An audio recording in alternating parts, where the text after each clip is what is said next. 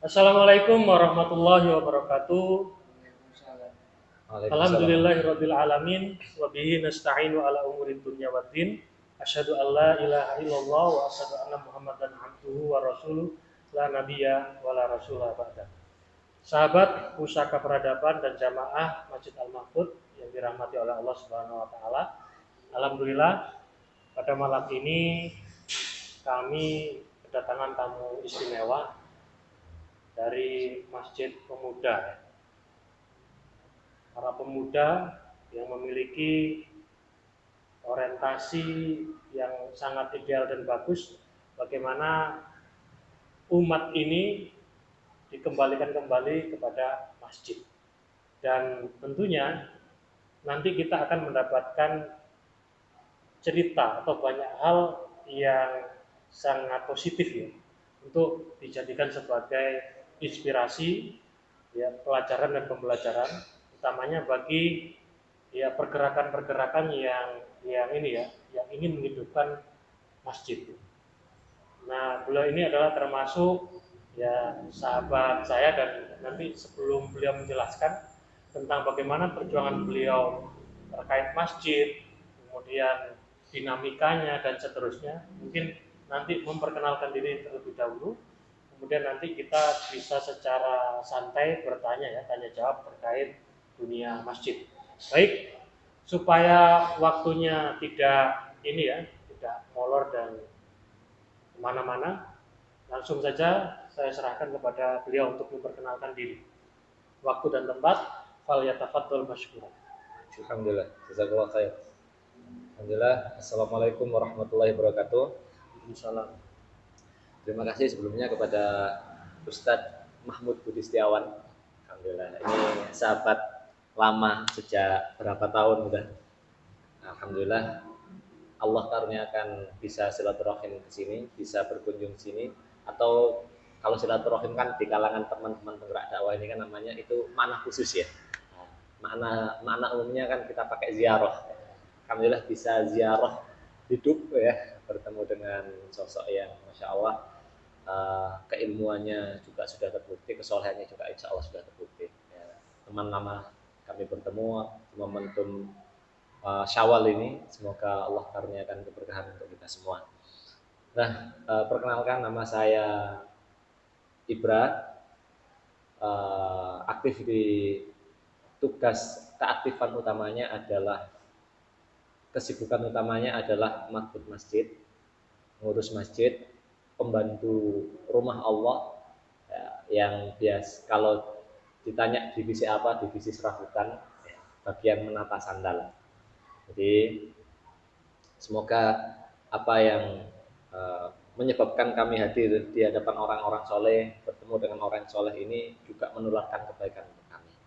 Nah, aktivitas utamanya memang di masjid, ada kesibukan sampingan itu bakul kopiah atau bisnis kopiah.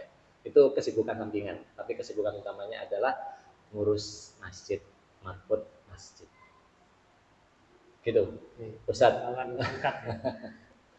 Baru pembukaan sudah membuat para pemirsa ini ya penasaran ya, bagaimana gerak beliau di bidang ya dakwah, khususnya mengajak umat untuk kembali ke masjid.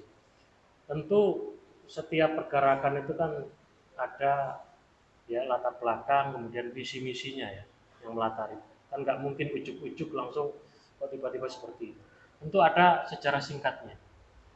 Kenapa? Kan setahu saya dulu antum itu pertemuannya itu di Bina Kolam, yang dimana di situ pertemuan para penulis. Ya pikiran saya mungkin beliau ini juga termasuk dai-dai yang punya konsen di bidang dakwah tulis. Tapi makin kesini makin melebar dan lebih fokus ke masjid. Itu sejarah seperti apa? Dan mungkin nanti bisa dijelaskan dinamikanya seperti apa. Ternyata pergerakan atau mengajak umat ke masjid bukan bukan hal yang mudah, tidak seperti membalikkan kedua telapak tangan. Tadi saya sempat sebelum bertemu kan sempat ya mencicipi sedikit lah informasi terkait suka dukanya ketika berdakwah, khususnya membangkitkan umat melalui masjid. Mungkin bisa diceritakan. Baik. Kalau dulu ketika ketemu kok dengan Ustadz Mahmud Budi Setiawan ini, dulu kami memang dipertemukan di sebuah entitas gerakan dakwah berbasis tulisan, berbasis narasi. Nah, dan seperjalanan waktu tiba-tiba ya, tes yang disampaikan Ustadz Mahmud tadi bahwasanya sekarang kok fokusnya ngurusi masjid. Pertimbangannya adalah karena di antara sekian banyak efektivitas dakwah, ternyata memang paling efektif itu ketika gerakan dakwah itu basisnya adalah masjid. Apakah saya hari ini berhenti menulis? Alhamdulillah, justru semakin produktif saya rasakan. Tetap menulis, terus juga tetap melakukan rutinitas sebagaimana dahulu. Cuman kalau dahulu berbasis sekedar komunitas, kalau sekarang berbasis masjid. Dan dampaknya luar biasa. Alhamdulillah, kalau dulu saya berpikir bahwasanya paling efektif itu adalah tulisan, paling efektif.